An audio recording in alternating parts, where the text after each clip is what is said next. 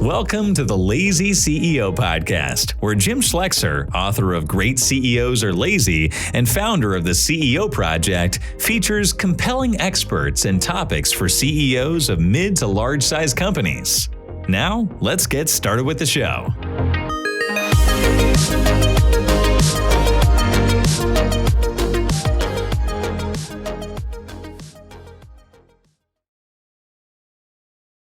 Welcome, everybody, to another Lazy CEO podcast. My name is Jim Schlexer. I'm your host and the CEO of the CEO Project. We have today an awesome guest. We have Heather Hansen, who is the CEO of Advocate to Win, and she is going to talk to us about advocating our positions and persuading people. So, Heather, welcome. Jim, it's so great to be here. Appreciate it.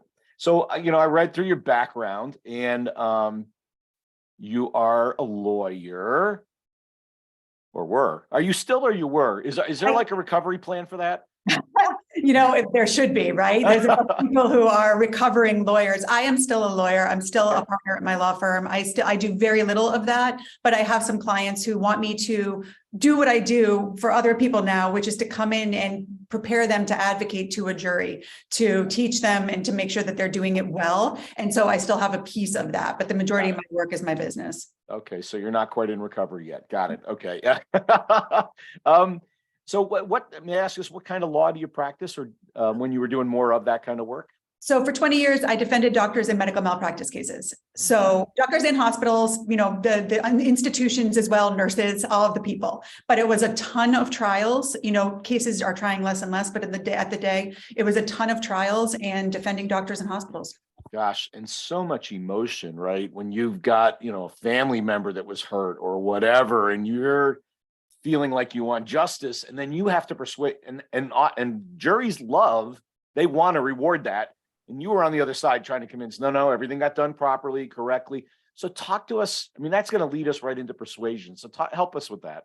Yeah, and it's such an interesting thing, because one of the things that made that job the hardest is that every single person in that courtroom was a patient, including all of the jurors, the judge, myself, the doctor. Everybody's a patient. So everyone saw the case through a patient's eyes. And our job was to change their perspective and help them to see the case through the doctor's eyes. And that is the main job of an advocate. For everyone listening, that is your job, and you have your juries. And so, yes, it was very difficult. It was very emotional. It was very heated. There's all kinds of studies that show that litigation is actually more stressful than the event that underlies the litigation. And I found that to be true. I saw 2 people have heart attacks in the courtroom, enormously stressful, and less stressful when the clients and the witnesses were comfortable with their ability to advocate to a jury. Got it. Yeah, my advice is never get into the courtroom if you can avoid it. The whole lead up is stressful enough. You sure don't want to go to court if you can avoid the thing. So I hesitate to ask, but I will. What was your record, or do you keep track of that? So we do, and I can count the number of cases that I lost in 25 years in one hand. Wow, well done. It also isn't a fair arbiter of my talents, because we try to settle the cases that should be settled. And so ideally, the cases that I tried were cases that I should win if all went according to plan. The thing that I'm most proud of is having been, I was consistently one of the top 50 attorneys in Pennsylvania, and I was named to the American College of Trial Lawyers. And the reason I'm proud of that is it means that my opponents were advocating for me in order for me to achieve those distinctions. And so I think that if you can get other people around you to say, she's good, she's worthy, even when they have to fight with you in the courtroom, then you're doing something right. Got it. So this led you into this practice of advocacy and teaching advocacy. So why don't you frame sort of your intellectual model for us? Like, what are the elements that sit inside advocacy? Which when I read through some of your stuff, I'm like, and you picked that word, but I could use persuasion, influence. There's other words I could have put around this, right? Absolutely. Absolutely. So, advocating is influencing, it's persuading, it's convincing, it's changing minds, it's changing hearts, it's helping people believe what you want them to believe, and it's turning other people into your advocates. The way that I teach it, the first question that I ask anyone who comes to me, whether it's for a big keynote or for one-on-one training, I work with a lot of CEOs, is who is your jury? And CEOs have many juries, right? They have the jury of their board is a jury at a particular time, their stakeholders, their clients, their customers, their team. But we have to know who the jury is so we know how to speak to them, so that we know that what their perspective is and how we can speak to that perspective.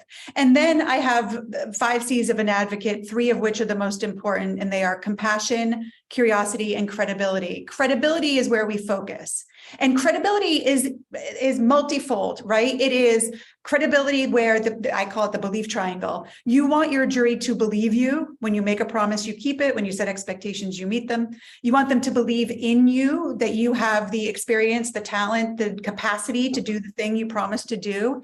And the part that most people forget is to believe that you can help them, that you understand their problem, their perspective, their point of view, and that you can help it. And so I train people and work with people on how to build credibility. And then also there are times, especially for CEOs, where you have to knock down someone else's credibility or question someone else's credibility. And so I also train them how to do that effectively, how to use due diligence and look for inconsistencies to make decisions that are going to serve the people that you want to serve. Got it. Yeah, boy, so much to unpack there. But I think, on the last one, how do you, confront somebody who's got an opposite or different story that they're telling and not be a jerk, right? Because there are people who do it and they're jerks, right? Yes. And then there's other people that do it and they're surgically elegant, and like it's finding that balance. I think that's hard. It's so funny. My first book is The Elegant Warrior. And I think that balance between the elegance and the warrior is what you're looking for at all times. Yeah. One of my answers to that is questions. In the courtroom, Jim, I only argue a small fraction of the time. Most of the time when I tell someone I'm a trial attorney, they say, I should have been a trial attorney. I'm really good at arguing. And that's nice, but I don't get to argue a lot. All I do the whole case in order to build my case and knock down the other side is to ask questions. Yep. And so when you disagree with someone, and it really depends on, is there a third party person who's going to arbitrate the disagreement that ultimately decides, or are you trying to persuade this other person that they're wrong? And those are very different ways of approaching conflict. But either way, it's questions that can be enormously powerful, that can be used to support or knock down, sometimes even embarrass, make people laugh. Questions are magic. Got it. You're following in the footsteps of Zig Ziglar. He talks about that, right? If you want to persuade, you ask questions. That's it. In court, that's all we do. A great question can mean the difference between winning and losing a case. One of my favorite quotes is, there's 2 ways to have the biggest building in town. You can build yours or knock down everyone else's. And ideally, we spend most of our days building, but there are times that you have to knock down. It's like the elegant and the warrior. There are times you have to be in warrior mode. And when you do, then you need to be able to do it elegantly. And questions can be the answer. A really good question is delicious. So how do you deal, like one of the, and I think as a lawyer, you face this, but the authenticity issue, right? So, as a CEO, when I'm coming out with a position, what I probably believe the story I'm telling myself. So I can be authentic because I believe it. Whether it's true or not, it's a separate conversation, but I believe it. As a lawyer, you've looked through the details and you're like, yikes. And yet I got to go out and represent this position, right? So how do you do the authenticity thing? Because people smell that like instantaneously, I think. Yeah, I don't love the word authenticity. I like to use credibility because I need to believe and I need them to believe. So for me, I focus on credibility. Got it. And I always think you can't prove it until you believe it. So just like you just said, sometimes my work with the CEO, Jim, is helping them to believe so that they can make others believe. But for me, in my cases, I would never, ever argue something in front of a jury that I didn't believe. Now, that means that sometimes if I know a doctor had made a mistake, especially once I've talked to an expert, because I'm not a doctor, although I figure I can do most things after all these years of working with them. But if I know that a doctor made a mistake, then we will argue that the mistake didn't cause the damages, or we will argue that the damages aren't worth the $30 million that the other side is asking for. You have to believe if you're going to help others to believe. And so whether we call it authenticity or credibility, the bottom line is the same. You have to have that energy of belief. It's one of the parts of credibility. It's energy and evidence. You have to have that energy of belief and then the evidence as well in order to help your jury of clients, customers, stakeholders, board members believe as well. Yeah. Another Zig, he talks about sales is a transferal of emotion. So you talk about emotion, and if I can transfer my belief, my emotion around it, you'll come with me, right? Yeah, and ideally you come with me and become my advocate. Part of what I train people to do is turn the people around you into your advocates. As CEOs, if you're advocating for change, you want people to come back to the office. Best case scenario, not only do you persuade your team that it's a good idea, but they persuade each other. And you've turned the people around you into your advocates. You do that in part with your energy of belief, that emotion. And then you also do it with stories and evidence. It's the C technique, SEE, stories, evidence, and energy. Got it. I also thought coming through the empathy was a big part of it, like truly being them for a little bit. And just quick, one of my techniques, and I want you to talk about it in a minute, is I go, if I was you, one of the things I would be really worried about is this. And they go, holy moly, the guy's inside my head, right? And then we deal with it, right? Instead of ignoring it and hoping you don't think of it, let's put it on the table, right? I love that for so many reasons. Let me start with what you called empathy. I actually just did a TED Talk on this topic that has not yet come out, but I did it and it was very well received. And I actually make a differentiation between empathy and perspective. The way I talk about it is empathy is feeling what others feel and perspective is seeing what they see. And I don't think you have to necessarily feel what they feel. For example, in the courtroom, my doctors are frustrated, angry, scared, confused. If I feel those feelings, I'm not of service to them. So the empathy piece isn't always imperative, depending on the situation. The perspective piece, which is what you're really talking about, the cognitive part, I can see what they see. That is imperative. So I can explain to the doctor, when you walk into the courtroom, you might see me talking to opposing counsel. I'm not telling them your secrets. I am keeping friendly with them so that we can work through the things that come up in this case to serve you better, seeing it through their eyes. Yeah. And what you just described, Jim, is another part of what I teach, which is the building credibility piece. If you say to someone, this is what you might be objecting to, you are owning your potential problems, and owning it is a credibility multiplier. When you have a problem, when you don't know the answer, when you've made a mistake, hiding from that is death to your credibility. Owning it, seeing it from their perspective and owning it is a credibility multiplier. So yes, use your perspective to own where there are problems and you boost your credibility. Got it. Interesting. There's some, I've heard like sympathy and empathy used there, right? One meaning I understand how you feel. I think that's sympathy. Empathy is I feel the way you feel, which is not what you want to do because that's what you get lost in if you're not careful. Yeah, I mean, people argue all kinds of things about this, but I just know myself, I ended up in the emergency room having an allergic reaction to my empathy because my stress hormones went crazy when one of the doctors that I represented, who I really related to, and studies show your empathy goes up when you relate to people that way. When she told me she would lose her job if we lost the case, I went into anaphylactic allergic reaction and had to go to the hospital. My empathy didn't serve anyone in that situation. So if you can take a step back when, empathy is really great in your personal relationships and when you're trying to understand your spouse or your significant other or your children, to feel what they feel may be helpful. But in business, it's worth noting that distinction. Yeah, interesting. So, when I read the word advocacy, I always frame it in my brain as advocate on behalf of someone else. Yep. But I think there's also cases particularly in work environment, where we're going to advocate for ourselves. So help me with that translation of what you talk about. Yes, and it's really important translation because I think a lot of leaders worry that if they teach their people to advocate, they're going to start advocating for more. I know, you're going to make my life really hard, aren't you? Right. And so Yes, you are right. You do advocate on behalf of others. You also do advocate on behalf of yourselves, and always just knowing who your jury is. But advocating ultimately isn't, it's asking in a way that makes you likely to get it. So I'll give you an example of a CEO that I worked with. He had a woman come to him and advocate for a change in their policy with respect to working at home and taking care of children. And she was a very strong advocate. She had stories, she had evidence, she had the energy of belief, and he listened to her. And he decided that she was right. And this is despite the fact that she was advocating, which some CEOs are afraid of. And then once he made the change to the policy because she had advocated so well, she became his strongest advocate. She told everybody in the business, she told everybody outside of the business, you need to come work for this company. The company, all of the measurements of, more people were applying to the job, the employees were happier because of this one woman, and it sort of was a snowball effect.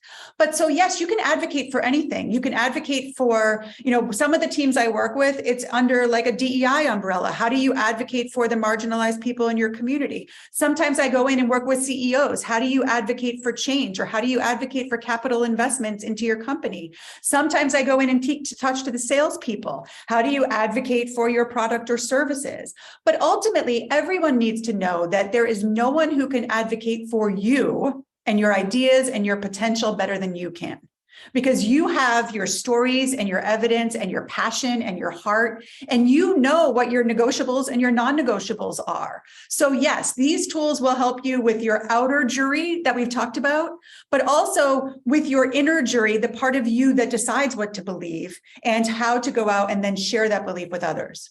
Interesting. I think though, they got mental baggage around self-advocation. They go, I'm not supposed to brag. I'm supposed to be humble.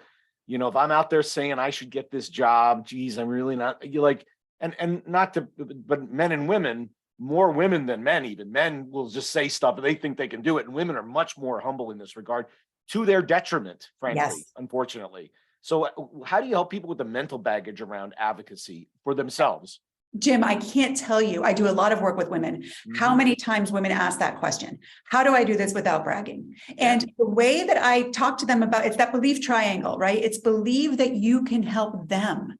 So you're not framing your stuff as I'm awesome, I'm the best, look at me, I deserve it. It's you need me to do this, and this is why. If I had the cure for cancer, I wouldn't be bragging if I was telling people I had the cure for cancer. I would be serving them by making it available to them.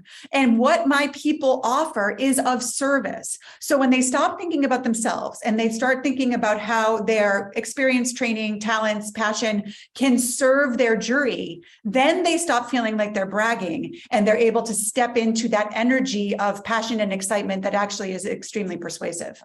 Yeah, I always say, it's not bragging if you can do it. That's right. Right? That's right. It's not bragging if you can do it, and if it will help the person that you're bragging to. It's not as if it's about me. It's about you. It's about what I can do for you. And if you really are seeing things from the other's perspective and speaking to that perspective, they're going to buy in really easily. Got it. Awesome. I want to move over to another area, and I think one that'll interest a lot of our listeners, which is referrals. Yeah. So we all want more referrals in our business. I don't care what business you're in. You're a doctor, you're a lawyer, you're professional services, you're a manufacturer. It doesn't matter. So it's like a universal verity. And the idea of advocating so they will influence others, which you talk about, boy, I would really love to do that with all my clients. So help me do that with every single one of my clients and turn them all into advocates for my business, right? Yeah. So this is my favorite thing to talk about. You've mentioned on the podcast before the Net Promoter Score, and that's a lovely thing. I have an advocacy score because I don't think it's enough to be a promoter. You want them to be advocates. What's the difference? The difference is it's not just saying this is a great company. It's saying this is a great company and this is why. And so you turn people around you into your advocates by advocating to them. So seeing things through their perspective, building credibility, which ultimately builds trust, having compassion, being curious about their needs, all the things I teach to advocate. But then you leave the people around you with stories, evidence, and energy to go out and advocate for you. And if you haven't done that, If you have made them, oh, I loved them, but there isn't a specific story and specific evidence that they can point to, and a real strong energy of belief, which is that last E. If they don't have all three of the C technique, they're not going to be as strong advocates. So for example, I'll go back to the example of my opponents, my adversaries advocated for me to get into this trial fellowship. They had stories of the way that I treated them in the courtroom and the way that I was always professional. They had evidence because they collected the data of how many cases I had tried and how many cases I had mediated and so forth. And having interacted with me, they had the evidence, they had the energy of belief in me. If we talk about one of my clients who used this same thing, he would purposefully, this is a real estate leader in his area, and he would purposefully leave people with stories, like unusual stories, sort of like Zappo has done, right? Where Zappo is a great example. They allowed their call center people to stay on the phone with people for something like 24 hours. There's that one story that sticks with me. And then there's evidence. You can look at Zappos and say, did I save more money with this company back in the day? Did I save more money? Were they able to do their returns? And then the energy of belief. So when you're really thinking about, not only do you want to advocate for me, which would sort of be the net promoter score, but do you have a story that you can use? And do you have evidence that you can cite to when you do so? That is what makes up the advocacy score. And that score is really important for referrals. You know, when I was running a sales organization, you know, this is something that salespeople deal all the time. They've got, I don't know, the engineer sold, but then the engineer is going to have to go sell the engineering manager and the finance manager and what. So we used to actually consciously teach them how to advocate for the solution. So for example, I go, so when you get in front of your engineering manager and he asks this, what are you going to say? Well, I'll say this and this, and this. Yeah, okay. Maybe you could try that. I literally coach them through the conversation before I left. I go, okay, he's ready to go or she's ready to go. And I hope they do great, right? Because they controlled the sale now. Jim, you were teaching them to advocate. And I know that just struck me. Exactly. Yeah. And I know you have an engineering background, so you could see things through the engineer's perspective, and you knew the right story and the right evidence to present to the engineer. So you were sharing that with them. And that's what we do. That's the work that we do, to be able to say, who are the decision makers? How do they see the world? How can you put together, because every jury needs a different story. Yeah. Every juror needs a different story. And so you want to know what story and what evidence is going to best resonate. I know in the past you've had Neen James at some of your meetings, and she has those contextual models, which are amazing. Not everyone, though, is a visual learner. So you want to make sure, I have a 9 times 9 ways. You want to repeat yourself 9 times. We know that in marketing now, it used to be 7 times. Now it might be 9 times that you have to repeat yourself. But you also want to present the evidence in all different kinds of ways to speak to all of the individuals. So if it's an engineer, you need to have a certain kind of evidence, different from if it's a graphic artist. So what you did was exactly what I train people to do. Yeah, well, who knew, right? Yeah. Oh. You talk in your material about 3 powerful questions, and I don't think we've touched on that. And you talked about how influential customers are. So run us through that piece of your content, if you don't mind. Yeah, so I will tell you one of my favorite questions. And in my first book, I talk about this question, and I used to talk about it in my keynotes, and people would rave about it all the time. It came back to me a lot, and it's not my question, so I couldn't even take credit for it. But I used to be an anchor at the Law and Crime Network, and I happened to be working when the Larry Nassar, Dr. Nassar, who was the doctor who molested all of those young gymnast. Yeah. It was terrible, very hard to watch. But what also fascinating, and one of my biggest lessons, Judge Aquilina was the judge. She's become quite famous from that trial. And we were meant to cover it every day, but only a few women were going to come forward, and most of them weren't going to use their names and faces, so it's bad TV. By the end of the week, over 100 women had come forward, and I attributed it and used their names and faces. And I attributed it all to watching Judge Aquilina and one question she would ask them. As the women came forward in front of her, she didn't say, what happened to you? She didn't say, tell me what I need to know. She said, tell me what you want me to know. Wow. And everyone answered it differently. Some talked about the psychological damage, the physical damage, the damage in their businesses, the way that they didn't do athletics anymore. And it opened up those women. It empowered them. I took that question, and now it's the first question I ask almost everyone that I work with, tell me what you want me to know about your business. Tell me what you want me to know about this conflict. Tell me what you want me to know about your case. And it opens people up. It makes them feel heard. It's magical. Interesting. I would call that an unblocking question, because sometimes I come into a meeting and I got a thing that I am gonna say, right? Yeah. And if you just go, so what do I need to hear from you? And you're like, you need to hear this. Well, right. Once I get it off my chest, okay, now we can actually have a human conversation and go where we're going to go.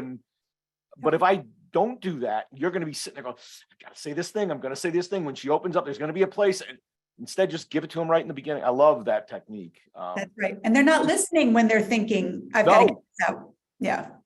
No, they're not. No. That's right. So you got two more magic questions. You gave us, it's like a genie. You gave us one, we get two more. Yeah, I'll give you two. I have a ton of magic questions, but I'll give you two more that I talk about a lot. Another is, where are they right? When you're in conflict or there's something upsetting, I many times in depositions, the opposing attorney would say to their client in front of me, she's not your friend. I know you think she's your friend. There's something magical that she does that you think she's your friend. She's not your friend. It was because I was looking at them and thinking, where are they right? Now, in part, that's because I wanted to know where they were right, so I knew how to defend against it at trial. But I also saw them as human beings and understood that there were areas where they may be right. That question, when you ask that question with true curiosity, people feel the energy of that. They feel seen and special and safe. And those three things make people just give you things they wouldn't otherwise give you. So that's another powerful question. I love that one. It's a similar line. I say, everybody acts rationally. So if I understand why they're acting the way they are, then I can begin to have a conversation around it, right? But people go, oh, he's completely irrational. No. You just don't understand what he or she understands that gets them to that place. And once you do, now you can actually talk about it. Exactly right. It actually gets to the last question I was going to share, which is, what am I missing? You're welcome. Not even scripted, Jim. No. But that's it. What am I missing? What am I missing here? And most of the time, what we're missing is how they see the world, right? It's rational to them. And sometimes we can't even wrap our heads around that, but really playing with perspective taking and making that a daily practice. And I have some exercises that help my clients to do that, makes it a little easier to start to see what you're missing and also why it might be rational, something that seems totally irrational. And sometimes just plain stupid actually does make sense if you're seeing the world from that other perspective. Awesome. That's great.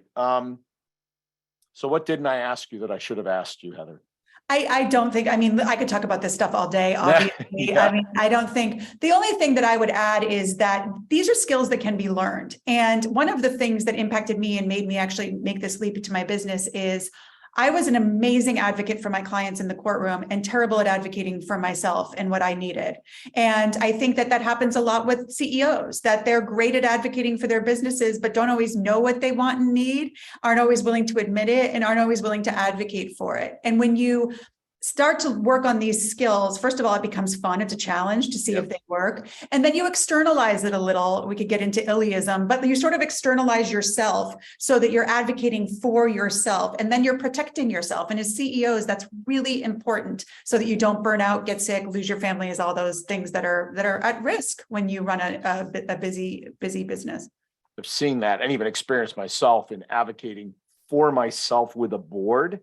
It's so uncomfortable and difficult. So people, they're CEOs, no big deal. No, even CEOs get uncomfortable. It really is true. Yeah. So if people want more of you, more of your stuff, your books, where do they go? Advocate2win.com is the place. Advocate2win.com. Yes. And everything's there. Everything's there. I can buy the t-shirt and the mug and everything. Not a lot of merch. But maybe I should get on top of the merch. But my books are there. My podcasts are there. I'm writing blogs again. They are there. And then, how you can reach out to me if you want to work together. Great. I'll later give you my double top secret way to do blogs. Oh, I'll take it very gladly. The CEO has a lazy way to do blogs. Let me tell you. Of course. I love it. So let's end on this. you're a lawyer by training. So one of the things that everybody loves is a good lawyer joke. Yes, bring it. Well, no, I was going to ask what your favorite. I have one, but what's your favorite? Oh my gosh. I'll tell you mine and give you a little chance to think. Yeah, tell me yours because I really go So ahead. there are these two lawyers that are on a raft and they can't get to shore of this deserted island, which is going to save them because there's food and water and everything else. And unfortunately, between them and the shore are thousands of sharks just swimming back and forth, hungry sharks ready to go. And one lawyer looks at the other and says, well, we got no choice. I'm going to go for it. So he jumps in the water. He starts swimming towards the shore. The sharks part like Moses's Red Sea. He gets to the shore and the other lawyer says, what was that? He goes, professional courtesy. I have heard that one. I love that joke. It's a great joke. And it's funny. To be honest, I think I blocked the jokes out. I'm sitting here thinking as you're telling that joke and I'm like, I cannot come up with one. But I will tell you, the first time someone called me a shark in the courtroom, I didn't know whether to be flattered or insulted. And it still is that fine line. It's the elegant warrior. You don't necessarily want to be known as a shark, but when you have something that you care about, that you're advocating for, a little bit of shark doesn't hurt. You got to show the teeth. Yeah. That's Awesome. right. Heather, this was fantastic. It was way fun and a ton of great content. And I really appreciate you spending the time with us. So great to be here. And I love being of service to your people. Thank you very much. This podcast is brought to you by the CEO Project. At the CEO Project, we work with CEOs to help them grow their business. And our members represent billions of dollars of revenue and profit. And frankly, amongst all of us, we've probably made every mistake in the book, including some you haven't made yet. So if you want to learn from the experience of a bunch of really seasoned CEOs, we're a great place to hang out. In this podcast, what you're going to hear are some of those ideas, concepts, and things that are just going to help you on your journey. If you want to find out more, reach out to us at theceoproject.com, or you can contact me personally at jim@theceoproject.com. Happy listening.